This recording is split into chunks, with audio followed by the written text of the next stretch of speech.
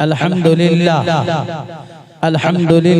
नहमदुहु व नस्तईनुहु व नस्तगफिरुहु व नु'मिनु बिही व नतवक्कलु अलैहि व नऊज़ु बिल्लाहि मिन शुरूरि अनफुसिना व मिन सय्यिआति अअमालिना मन यहदिहिल्लाहु फला मुदिल्ल लहु व मन युद्लिलहु फला हादिय लहु व नशहदु अन ला इलाहा इल्लल्लाहु वहदहु ला शरीका लहु व नशहदु अन्न सय्यिदना व हबीबना व तबीबना व शफीअना व करीमना व आकाना व मअवाना व मलजअना मुहम्मदन अब्दुहु व रसूलुहु अरसलहु अल्लाहु तआला बिल हक़्क़ि बशीरन व नज़ीरा व दाइयन इलल्लाहि बिइज़निहि व सिराजन मुनीरा अम्मा बअदु फ़अऊज़ु बिल्लाहि मिनश शैतानिर रजीम बिस्मिल्लाहिर रहमानिर रहीम वलौ अन्न अहलल क़ुरा आमनू वत्तक़ौ लफ़तहना अलैहिम बरकातिन मिनस समाई वल अर्द वलाकिन कज़्ज़बू फ़अख़ज़नाहुम बिमा कानू यक्सिबून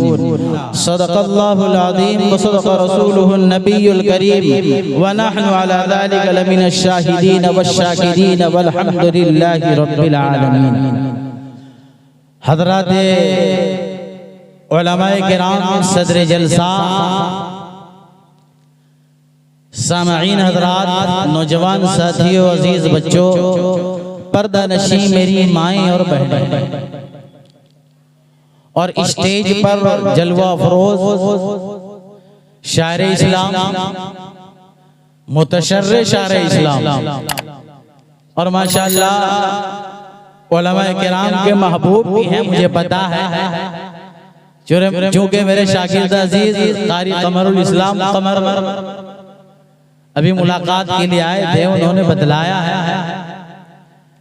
और गायबाना बहराइच की तारीफ की है माशाअल्लाह, अल्लाह कबूल फरमाए।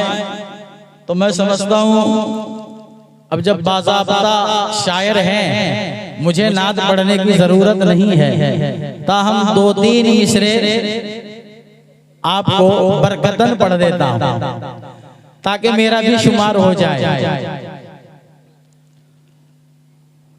वक्त घबराहट दुरूदे पाक जो पढ़ने लगा, वक्त घबराहट दुरूदे पाक जो पढ़ने लगा, वक्त घबराहट दुरूदे पाक जो पढ़ने लगा, वक्त घबराहट दुरूदे पाक जो पढ़ने लगा, चैन राहत दिल को मेरे धीरे धीरे मिल गया, चैन राहत दिल को मेरे धीरे धीरे मिल गया। और आपके अखलाक़ उज़्मा की बदौलत, आपके अखलाक़ उज़्मा की फ़क़त ये दैन है, आपके अखलाक़ उज़्मा की फ़क़त ये दैन है, आपके अखलाक़ उज़्मा की फ़क़त ये दैन है। दीन का मशअल जहाँ में धीरे धीरे जल गया, दीन का मशअल जहाँ में धीरे धीरे जल गया। और दोस्तों, इसमें इस नात पाक में सबसे जो अजीज है मुझे वो शेर आप हज़रात को सुना दूं। रब से मांगा, नात देने का आदत बनाइए, फिर शायर साहब कैसे चबाएंगे। रब से मांगा जो भी मैं दे, नाराए तकबीर, नाराए तकबीर। उलमाए देवबंद, हज हजरत मौलाना व मुफ्ती सैयद नकीबुल अमीन साहब बरक़ी क़ासमी जिंदाबाद, हजरत मौलाना व मुफ्ती सैयद नकीबुल अमीन साहब बरक़ी क़ासमी जिंदाबाद। माशाअल्लाह हमारे मेहमान खुसूसी हजरत मौलाना मुफ्ती सैयद नकीबुल अमीन साहब बरक़ी क़ासमी दामत बरकातुहुल आलिया तशरीफ ला चुके हैं। बस चंद ही मिनटों में जो है वो स्टेज पर तशरीफ ले आएंगे। मैं तमाम हजरात से अदबन गुजारिश कर रहा हूँ जो इधर उधर मुंतशिर है स्टेज जलसेगाह में आ जाए बराए मेहरबानी। रब से मांगा जो भी मैं दे कर नबी का वास्ता, रब से मांगा जो भी मैं दे कर नबी का वास्ता। शुक्र है अल्लाह का सब धीरे धीरे मिल गया, शुक्र है अल्लाह का सब धीरे धीरे मिल गया। और नात लिखने और पढ़ने की बदौलत ए बिलाल, नात लिखने और पढ़ने की बदौलत ए बिलाल, नात लिखने और पढ़ने की बदौलत ए बिलाल। जंग मेरे दिल का यारो, जंग मेरे दिल का यारो, धीरे धीरे सुभान अल्लाह सुभान अल्लाह सुभान अल्लाह, मेरे दिल का यारो धीरे धीरे धुल गया। दोस्तों बुजुर्गों, मैंने आप हज़रात के सामने कुरान करीम की एक आयत तिलावत की है। आज का ये जलसा इमाम आज़म इमाम अबू हनीफा रहमतुल्लाह अलैह के नाम से नसब है दोस्तों।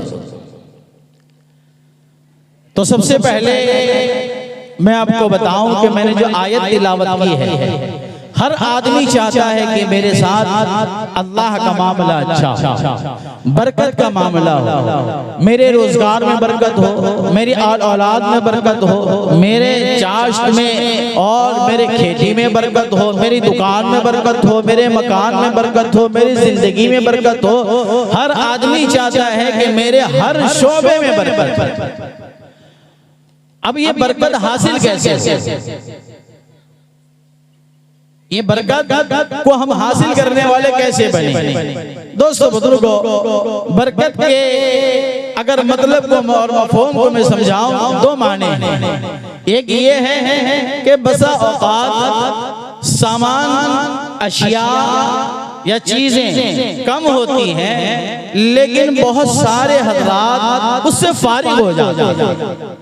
ऐसे बहुत सारे वाक़यात अल्लाह के रसूल सल्लल्लाहु अलैहि वसल्लम के साथ पेश आए हैं। खंदक के मौके पर एक सहाबी अपने घर गए और अपनी बीवी से कहा कि कुछ खाने का है, भूख से हालत खराब हो रही थी लोगों के, पेट पे पत्थर बांध कर गड्ढा खोद रहे थे, खंदक खोद रहे थे। तो घरवाली ने कहा कि बहुत ज्यादा सामान तो नहीं है, थोड़ा एक बकरी का बच्चा है या थोड़ा सा गोश्त है, आप 2-4-5 आदमी को साथ लेके आ जाइए, थोड़ा सा जौ है। तो वो सहाबी गए, अल्लाह के रसूल को सलाम किया, या नबी अल्लाह अस्सलातु वस्सलामु अलैका या रसूल अल्लाह, मेरी जान आप पे कुर्बान हो, मेरे आल औलाद आप पे कुर्बान हो, मेरे माँ बाप आप पे कुर्बान हो। या नबी अल्लाह, मैंने घर में खाने का चंद लोगों का इंतजाम किया है, या रसूल अल्लाह आप तशरीफ ले आए और चंद साथी आप जिसको चुन ले उनको भी साथ ले आए ताकि खाने से फारिग हो जाए। तो दोस्तों बुजुर्गों, अल्लाह के रसूल सल्लल्लाहु अलैहि वसल्लम ने दरियाफ्त किया क्या हाल है, कहा कि एक बकरी का बच्चा है, थोड़ा सी जौ है, कहा कि जाओ घर में खबर कर दो कि जब तक मैं न जाऊं, जब तक मैं न जाऊं जो सालन पका हुआ हो हांडी न खोले, और जो जौ है मुट्ठी भर जौ है, थोड़ा से जो है कहा कि उसकी रोटियां न बनाएं, जब मैं जाऊं तब बनाएं। तो अल्लाह के रसूल सल्लल्लाहु अलैहि वसल्लम तशरीफ ले गए।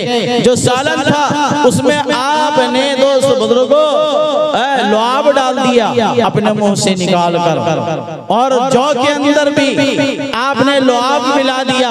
उसके बाद कहा अब रोटियां बनाना शुरू करो। वो सहाबी की बीवी रोटियां बनाती रही, ये सालन का हंडा आ गया, उससे सालन निकलते रहे। दोस्त बुजुर्गों 1400 या 1450 लोग खाकर सैराब हो गए। इसको बरकत कहते हैं। बसा औकात कम चीजों में ज्यादा लोग फारिग हो जाते हैं, दोस्तों बुजुर्गों फायदा हासिल कर लेते हैं। ऐसे बहुत सारे वाकयात हैं, लेकिन असल तक़वा कहते किसको है? हम जो सुनते हैं कुरान पाक में बहुत सारी जगहों पे या अय्युहल्लज़ीना आमनू तक़ुल्लाह इत्तक़ुल्लाह वत्तक़ुल्लाह। दोस्तों बुजुर्गों इसका आसान मफ़हूम अगर मैं आपको समझाऊं, हज़रत अली मियां नदवी रहमतुल्लाहि अलैह ने इसका आसान जो मफ़हूम बतलाया है वो ये है कि हम जो डर समझ रहे हैं, ये डर वो डर नहीं जो डर हम समझ रहे हैं। ये डर वो डर नहीं जो डर हम समझ रहे हैं। बच्चे को अगर आप भूत वाला पुतला दिखाएंगे तो बच्चा पुतले के पास आएगा, डर कर उस पुतले से वो दूर भागेगा। तो हम अगर इस डर वाले को यहाँ भी शामिल कर रहे हैं कि यहाँ इसी तरह का डर है, नहीं, ये डर वो डर है कि ये कहता है कि बंदा अल्लाह से करीब हो जाए। तो हज़रत अली मियां नदवी रहमतुल्लाह अलैह ने दोस्तों बुजुर्गों इसका आसान सा मफ़हूम बतलाया कि दोस्तों बुजुर्गों के तक़वा का मफ़हूम असल ये है कि आदमी जो है पासदारी समझते हैं, हया पासदारी ये करने वाला बन जाए। लिहाज आपके बात में समझ जाएंगे। लिहाज कोई बंदा है बहुत ज्यादा कुर्बानी आपकी खातिर अगर करता है तो आप कहते हैं कि मैं उसको ऐसा बात नहीं कह सकता या उसके खिलाफ मैं नहीं जा सकता, इसलिए कि मुझे लिहाज रहता है। उसका बड़ा एहसान है, उसने ये एहसान किया, ये एहसान किया, ये एहसान किया, ये एहसान किया, उसके एहसान को गिनवाता जाता है, फिर कहता है कि मैं अपने कदम को उसके खिलाफ उठा नहीं पाऊंगा, मुझे लिहाज रखता है, इसलिए कि उसके बड़े एहसान हैं। तो दोस्तों बुजुर्गों अल्लाह तबारक व तआला से ज्यादा एहसानात किसके हो सकते हैं हम पर कि अल्लाह तबारक व तआला ने हम पर इतना एहसान किया, इतना एहसान किया। कुरान में कहता है अल्लाह तबारक व तआला फरमाता है व इन तउद्दू निअमतल्लाहि ला तुहसूहा, कि तुम अल्लाह की नेमत को शुमार करना चाहोगे तो शुमार नहीं कर सकते। इतनी नेमतें अल्लाह ने अता फरमाई। दोस्तों मैं आपको दो चार वाक़यात हमारे असलाफ से सुनाता चलूं ताकि बात आपको अच्छी तरह समझ में आ जाए। खतीब बगदाद ने तारीख बगदाद में एक वाक़या लिखा है अल्लामा सीरीन रहमतुल्लाह अलैह के बारे में, जो ख्वाब के ताबीर के बड़े इमाम गुजरे हैं। दोस्तों बुजुर्गों ख्वाब के ताबीर को अगर कोई जानना चाहेगा तो इमाम सीरीन रहमतुल्लाह अलैह की किताबों का आदि मोहताज है। दूसरे हजरात भी हैं जिन्होंने ख्वाब की ताबीरें की हैं, लेकिन इमाम सीरीन बहुत आगे निकल गए इस मामले में। लिखा उनके सिलसिले में कि तक़वा देखिए कैसा कि 40,000 का जैतून का तेल लेकर आए, ताजिर थे, तिजारत के लिए लेकर आए। अगर आज आप उसको जोड़ेंगे 40,000 दिरहम, 40,000 दिरहम, अगर एक दिरहम अगर हम 23 रुपया करके मान लें तो 23 चौ कितना होता है? 92 होता है, यानी 9,20,000। अगर 23 से ज्यादा करेंगे तो लगभग 9 से 9.5 लाख का जैतून का तेल इमाम सीरीन ने मंगवाया, और उस तेल के अंदर एक चूहा गिर जाता है।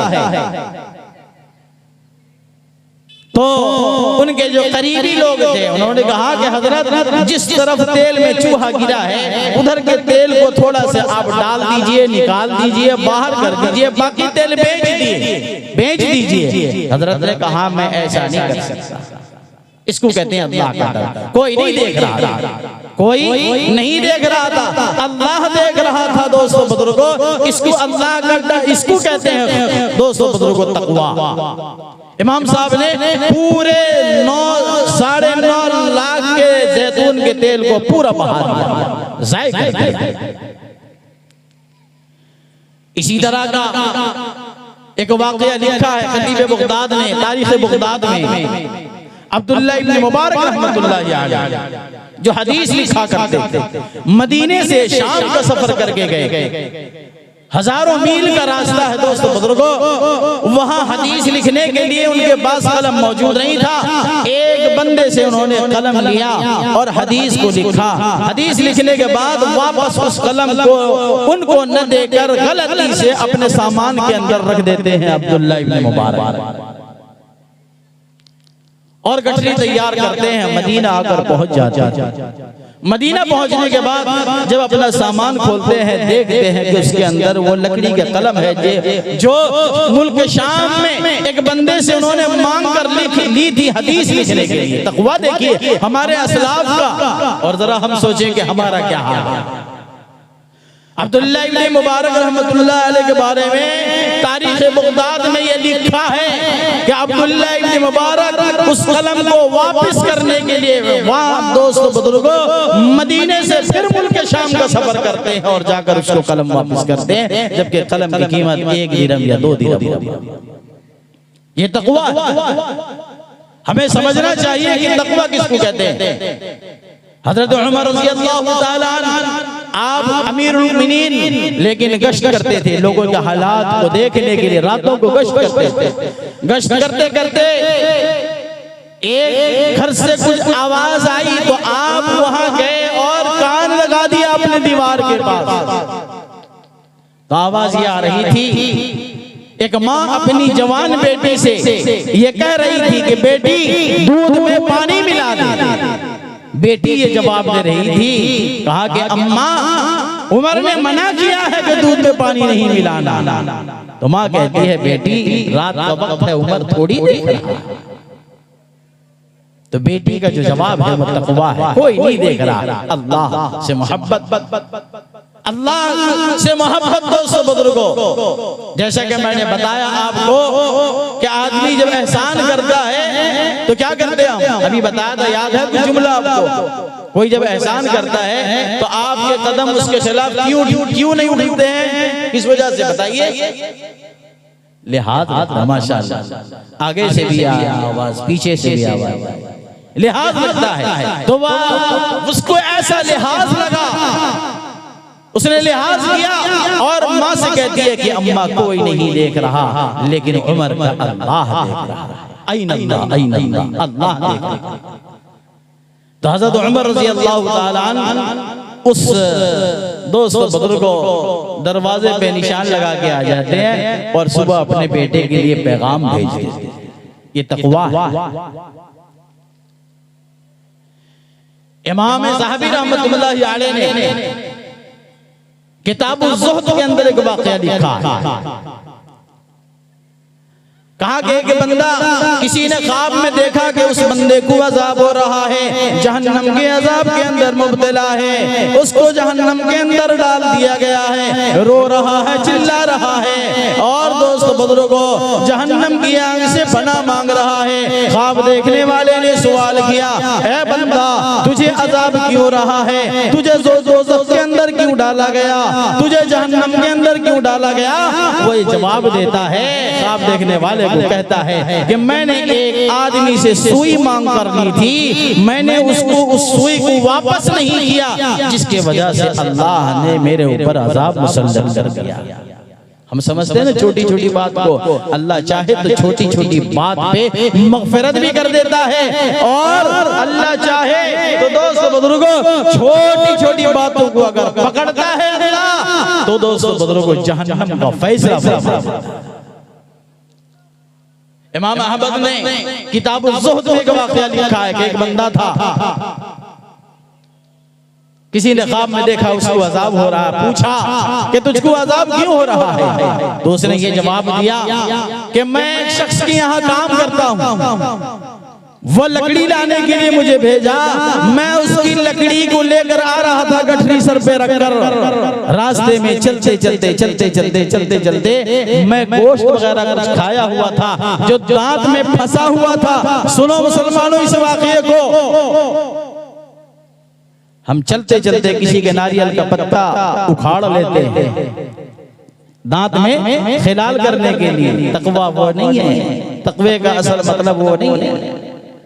अल्लाह का लिहाज कीजिए, दरख्त वाला नहीं देख रहा है, अल्लाह का लिहाज कीजिए कि अल्लाह देख रहा है, जिसके हजारों एहसानात हैं हम पर, हमें अल्लाह का लिहाज करना चाहिए।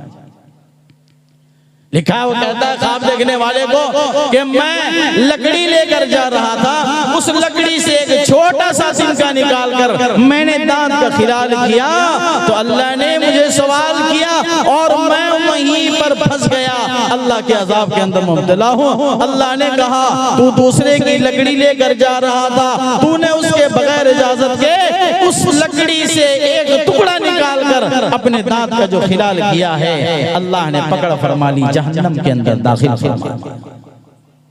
ये तक़वा है।